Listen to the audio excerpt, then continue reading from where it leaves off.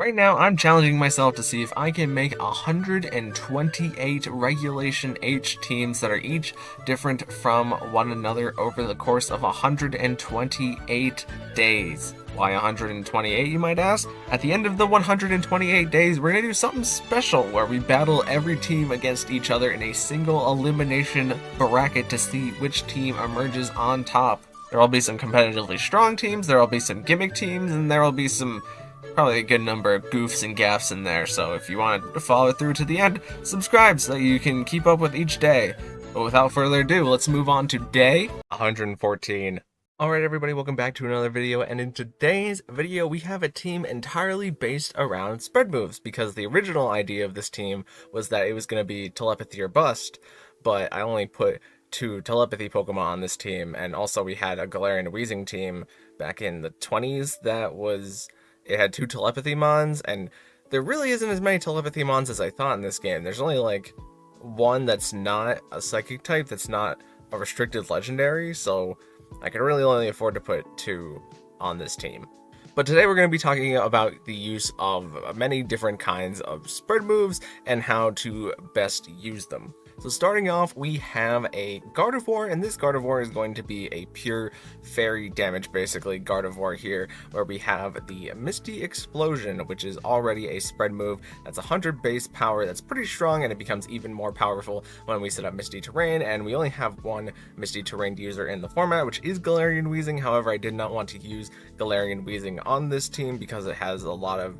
things that are not really synergist with all the other Pokemon on the team, and also it means that we have to guaranteed set up Misty Terrain whenever we bring in Galarian Weezing, and so I just wanted manual terrain on this Gardevoir here by setting up Misty Terrain, which is the first time I think we've had a manual terrain on any of the 128 teams. But Misty Terrain is kind of nice because it negates statuses, so we won't be getting put to sleep as long as all of our grounded Pokemon are on the terrain, Noivern being the only exception, but we can terrestrialize Noivern so that it is on the terrain in the very small scenarios where we need Noivern to not be statused. And then Misty Terrain is the only terrain that doesn't buff its type of damage, but it actually lowers the power of dragon type moves, which we do have 2 dragon types on the team, but only one of them has an actual dragon type move, so we'll take technically less super effective damage, but it'll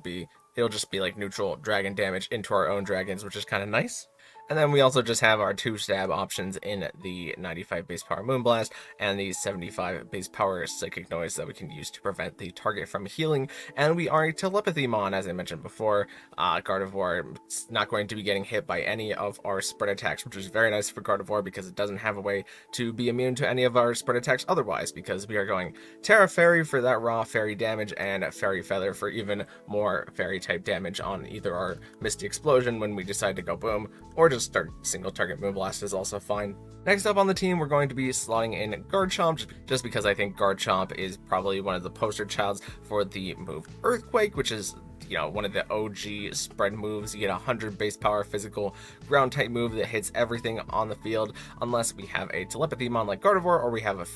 flying mon like Noivern, even though Noivern is also telepathy, so if we terrestrialize it out of it being flying, then we're still good to click Earthquake with Garchomp and Noivern. But for the times that we're not clicking Earthquake, we can also click that single target Stomping Tantrum, and if we get flinched or faked out, well, I guess Fake Out does flinch, but if we can't use a move for whatever reason on the previous turn, then we get that double base power for 150 base power single target move, and we just also have the Terra Steel Iron Head in case we are in a position where we need to go for one of our spread moves, Steel Resist most of them, or is just flat out immune to them, so we can go Terra Steel and Garchomp with the Iron Head, and then we have the Life Orb for boosting our damage output as much as we can with Garchomp. Very hyper offense team, if you can't tell today, based on the fact that we're going for spread moves that hit every target. Next up, we have Toxtricity, a Pokemon that is only running spread moves, and we have the Boom Burst option to do a lot of normal type damage. Unfortunately, not stab, but it will be getting boosted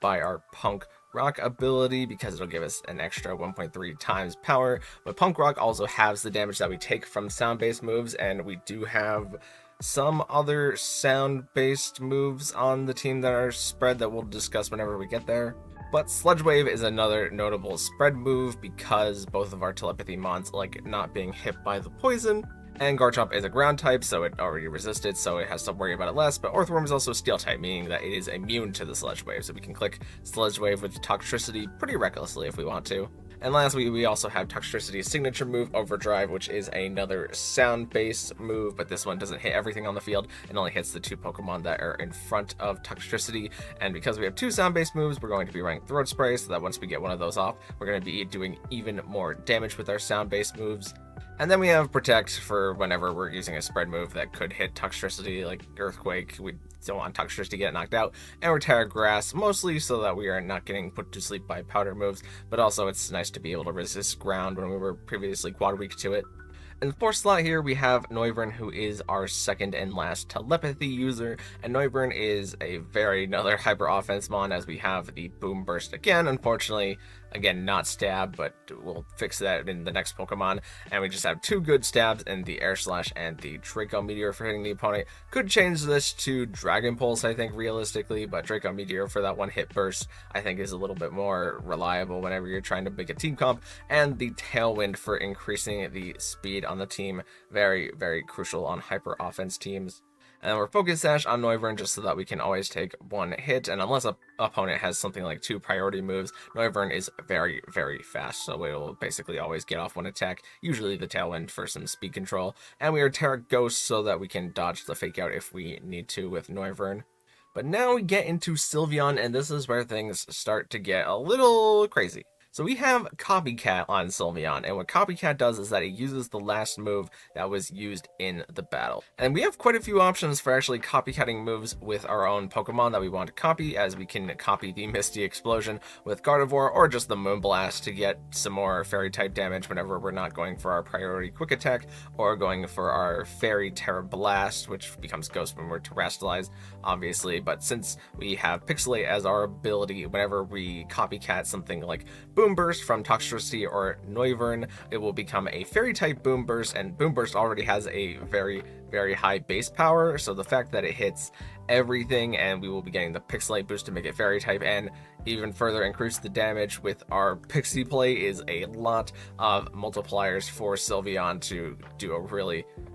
big attack. And the thing about us making Boom Burst a Fairy-type move is that Toxtricity not only has the Punk Rock, which reduces the damage that we take from sound-based moves, it's also Poison-type, so we resist it on top of that, and Noivern is Telepathy, so that means that we will not be taking the super effective Fairy-type damage on Noivern no matter what. But also just the ability to copycat one of your opponent's moves can sometimes be handy. It's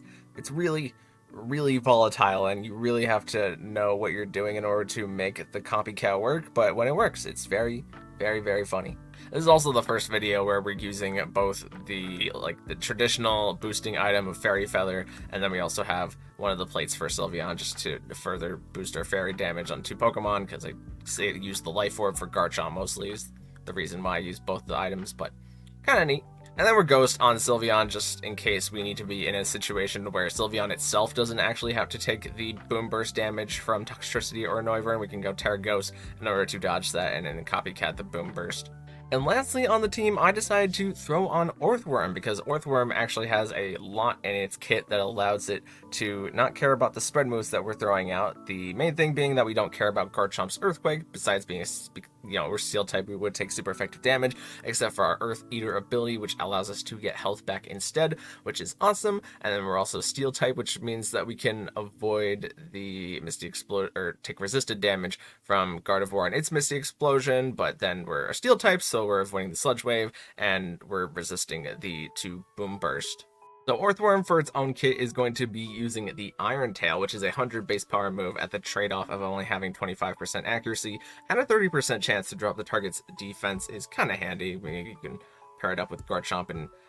knock out a Pokemon that way. But to pair with the fact that Iron Tail is very inaccurate, we have the setup move Coil, which is going to increase our attack, defense, and accuracy, which we really don't want to be bringing Earthworm into special attackers anyways. And into teams that are very physically focused, it can be very, very nice to try and take down some big hits with our spread users, and then just let Earthworm Coil in the back for its endgame. And then in order to heal ourselves, we have the Chesto Resto, where we can eat our Chesto Berry to wake up one time and get back to full health. And if it's only physical attackers attacking into our coils, we just need to hope that we're not getting crit, which I mean, it doesn't happen that often. And lastly, we're Terrifier, just so we can shift around the weaknesses that we had when we were previously Steel type. Oh, and of course, Earthworm is one of the Shed Tail mons, so we could lead Earthworm, and if we think the opponent is not going to be aggressive into it, we can go for the Shed Tail to try and safely get in one of our other mons for setting up later. But this third move really doesn't matter too much, but I don't think we're going to have another team with Earthworm, so I decided to give it Shed Tail here. But yeah, that is the basic gist of the team. Let's get into some battles. Alright, so first up we have a pretty aggressive team here where they have a pretty centralizing Pokemon to counter our strategy, which is Hydreigon, because it is a dragon type that is not grounded, so it can avoid the ground type moves that we throw at it, and our fairies don't really like to fight against it either, because Metagross is also a very threatening Pokemon into our fairies. But here we're going to lead Toxtricity and Noivern as the opponent leads Hydreigon and Metagross, which is specifically the two that I said that I was worried about. And we just go for the Protect here. We get Bullet Punch damage put into Noivern, which we have to Sash, so we're not too worried. And we get up our Tailwind, which is nice because now both of our Pokemon outspeed these two Pokemon. And Hydreigon, after its Protect, decides to go for Terrifier here, looking to not take a super effective Draco Meteor. But with Toxtricity's Spread Overdrive, we are able to get enough damage into Hydreigon, which activates our special attack boost, but Psychic Fangs is just flat out going to take down the Toxtricity from Metagross, so we kind of trade there, and our special attack is down on Noivern. Noivern takes another Bullet Punch, and we try to Air Slash Meowscarada, but we get the 5% chance to miss it, which is not great. Earthquake is just going to be able to take out Metagross there, as the Flower Trick does a lot of damage to Garchomp. And really what I should have done on that prior turn is I should have just Terra Steeled the Garchomp, because at this point I don't think that there would have been much else to use the Terra for, and the Flower Trick going into its slot is the most likely thing, especially if the Air Slash with our halved special attack on Noivern brought Meowscarada down into its Overgrow, then Garchomp would be at way less health. So Terra Stealing Garchomp there is definitely a mistake that I made on my part, or a lack of Terra Steel, but Meowscarada just decides to Protect here so that I can stall out the Tailwind. And we go for Earthquake again, and the Earthquake does good damage into Basket Legion. Basket Legion just clicks the Last Respects into Noivern, and this is a Choice Scarf Basket Legion. So now, because of that one Air Slash miss, we are not in a great spot. Last Respects does a lot of damage to Earthworm, but Garchomp protects the Flower Trick, and Earthworm gets off at least one coil here, and we Terra Steel Garchomp, hoping to resist another Flower Trick, because we would maybe live it, but they actually Last Respects into Garchomp just to get rid of it. And Earthworm at least gets to get off its rest here to be back at full health with one defense boost. Last Respects is doing quite a bit, combined with the Flower Trick ignoring the defense boost, but we get the Iron Tail into Basket Legion, and with the attack boost and it being Stab, even though it's resisted, we get to take out the Basket Legion, and now Earthworm has a super safe endgame where we can just rest and then wait to wake up, because the Meowscarada doesn't even need a crit. The crits just aren't doing enough. Like, it could go for knockoff, but we already ate our Chesto Berry, so knockoff is not going to be doing very much damage even if it crits. So Earthworm's going to wake up on this turn, and we'll see that with the attack boost we were safe to land the Iron Tail into the Meowscarada before we went for rest, but we had the safety in knowing this time that we could just click the rest there and be fine. Here we have a Sun Psychic Terrain team with two poison types that our fairies don't like that much. Not so much, the Corviknight's more dealable because we have things like the Toxtricity in order to help deal damage into it. But our Toxtricity also definitely does not want to see the Indeedee, because Indeedee is the male one, so it can just click Expanding Force into a lot of our team. So this is one of the nice things about having a manual Misty Terrain and Gardevoir, which is not a sentence I ever thought I would say in my life, is that even though Indeedee comes in here and sets up Psychic Terrain, we do have the option to resist the Expanding Force and then set up our own Misty Terrain to take away its damage output. But with Sneasler here, it's probably going to click Dire Claw into Gardevoir and just KO Gardevoir. So I decide to retreat Gardevoir into Earthworm here, as the Indeedee actually goes for the Dazzling Gleam, and the Dire Claw's not going to affect Earthworm, so a great switch there. We also get some health back on the Earthquake, and we get to take out their Sneasler and bring their Indeedee very, very low. And Incineroar comes in and gets an Intimidate down into both Pokemon, but we Terra Steel Garchomp here so that it lives the Dazzling Gleam pretty safely, and gets off another Earthquake to heal up Earthworm again and take out their Indeedee.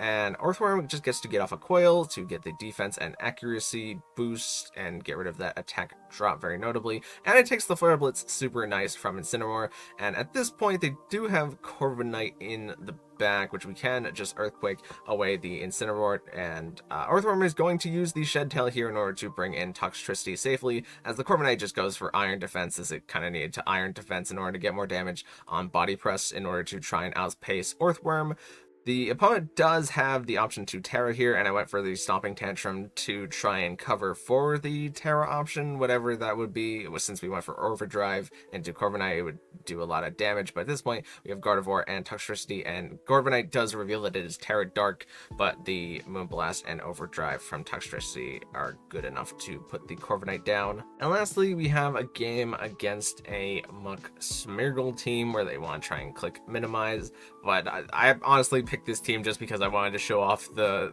copycat boom burst strategy or Misty Explosion strategy. So the opponent does lead, will lead the Gardevoir at Sylveon because I want to do the funny thing, and they lead Smeargle and Muck just decides to protect on this first turn as Fake Out comes out into Sylveon, but Gardevoir gets off the Misty Terrain just in case the Smeargle went for the Spore into either of our Pokemon there. We would now have the Misty Terrain up in order to block that. And Smeargle does get a little unlucky on the special defense drop here, but it doesn't really end up mattering because Gardevoir is going to Misty Explode, which brings down Muck quite a bit, as well as Smeargle, and we're going to copy that Misty Explosion with Sylveon, and that is going to clear the field. And now that the Pokemon in the back don't have the ability to stat copy anything, even though these aren't the two stat copiers, it's more so Flamigo, and then Basculegion takes advantage of the fact that Pokemon are dead. We get Noivern and Toxtricity in here cleanly, which means that Noivern is pretty likely to get off the Tailwind with its Sash. And the team is actually wrong because Murkrow isn't Prankster, it was Insomnia, which I'm not sure how that happened, but it didn't get off the Tailwind here, which makes things a little awkward as we get off the Overdrive, but nonetheless, Gholdengo is, I believe, Choice Specs, so it can either choose to Shadow Ball like it does here, which doesn't take out Toxtricity, or it could Shadow Ball into Noivern, in which case it would bring Noivern down to its Focus Sash. So the turn would play out basically the same way, it's just that Noivern would get off the Tailwind after taking damage, or after Toxtricity takes damage. If Gholdengo went for Make It Rain, then Toxtricity is just on higher health, and Gholdengo is lowering its special attack every time that it clicks the move. So Noivern gets the little bit of Air Slash chip into the Gholdengo, and Toxtricity is able to finish it with the Overdrive there, and that is going to wrap up the game. So yeah, that was the double super spread attack team, and obviously this team is really good as long as your opponent doesn't have Wide Guard. But even if they do have Wide Guard, you're not completely walled, it's just, you know, you gotta play a little bit more of a mind game at that point. But also specifically Gen 9 is really great for using spread moves because you have the ability to terrestrialize, which means that you can resist other spread moves, like with the Terra Ghost on Sylveon to be immune to the Boom Burst and things like that. So thank you guys so much for watching. If you liked it, maybe consider leaving a like on the video and even consider subscribing because both of those things would help me out an absolute ton. And I will see you in the next one. Thank you.